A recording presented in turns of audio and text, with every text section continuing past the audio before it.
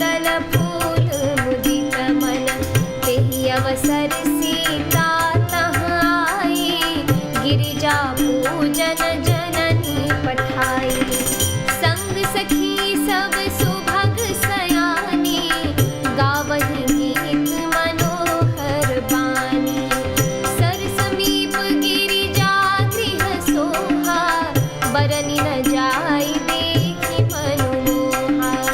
मज्जनु करि सर सखिन समेता, गई मुदित मन गौरी निकेता।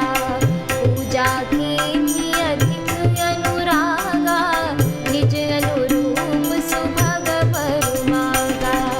एक सखी सिया शंकु बिहाई, गई रही देखन फुलवाई।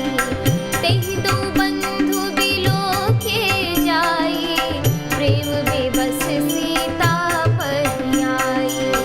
मंगल भवन या मंगल हारी, द्रवहु सुदशरथ जित बिहारी। तासु दशा देखी सखिन्हा, पुलक गात जलु नयन। कहु कारनु निज हर्ष कर, पूछहि सब मृदु बैन। मंगल भवन या मंगल हारी, द्रवहु सुदशरथ जित बिहारी।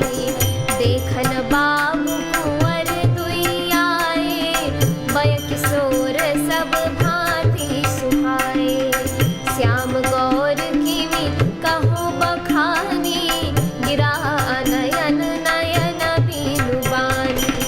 सुनि हर्षि सब सखी सयानी, सियहि अति उत्कंठा जानी। एक कहै नृप सुत तेहि आली, सुने जे मुनि संग आहे काली। जिन्ह निज रूप मोहनी डारी, कीन्हे स्वबस नगर नर नारी। बरनत छवि जहाँ तहाँ सब लोगु, अवसि देखी यही देखन जोगु।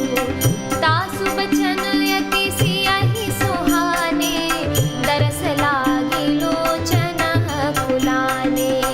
चलियाग्र करि प्रिय सखी सोई, प्रीति पुरातन लखहि न कोई। मंगल भवन या मंगल हारी, द्रवहु सुदशरथ जित बिहारी। सुमिरि सिया नारद बचना, उपजी प्रीति पुनीत। चकित बिलोकति सकल दिशि, जनु शिशु मृगी सहित।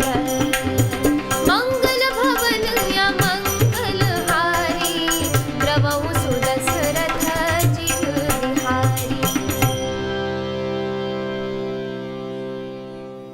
अर्थात चारों ओर दृष्टि डालकर और मालियों से पूछकर वे प्रसन्न मन से पत्र पुष्प लेने लगे। उसी समय सीता जी वहां आई। माता ने उन्हें गिरिजा पार्वती जी की पूजा करने के लिए भेजा था। साथ में सब सुंदरी और सयानी सखियां हैं जो मनोहर वाणी से गीत गा रही हैं। सरोवर के पास गिरिजा जी का मंदिर सुशोभित है, जिसका वर्णन नहीं किया जा सकता। देखकर मन मोहित हो जाता है। सखियों सहित सरोवर में स्नान करके सीता जी प्रसन्न मन से गिरिजा जी के मंदिर में गईं। उन्होंने बड़े प्रेम से पूजा की और अपने योग्य सुंदर वर मांगा। एक सखी सीता जी का साथ छोड़कर फुलवाड़ी देखने चली गई थी। उसने जाकर दोनों भाइयों को देखा और प्रेम में विह्वल होकर वह सीता जी के पास आई। सखियों ने उसकी दशा देखी कि उसका शरीर पुलकित है और नेत्रों में जल भरा है। सब कोमल वाणी से पूछने लगी कि अपनी प्रसन्नता का कारण बता। उसने कहा, 2 राजकुमार बाग देखने आए हैं, किशोर अवस्था के हैं और सब प्रकार से सुंदर हैं। वे सांवले और गोरे रंग के हैं। उनके सौंदर्य को मैं कैसे बखान करूं? वाणी बिना नेत्र की है और नेत्रों की वाणी नहीं है। यह सुनकर और सीता जी के हृदय में बड़ी उत्कंठा जानकर सब सयानी सखियां प्रसन्न हुई। तब एक सखी कहने लगी, हे सखी, ये वही राजकुमार हैं जो सुना है कि कल विश्वामित्र मुनि के साथ आए हैं।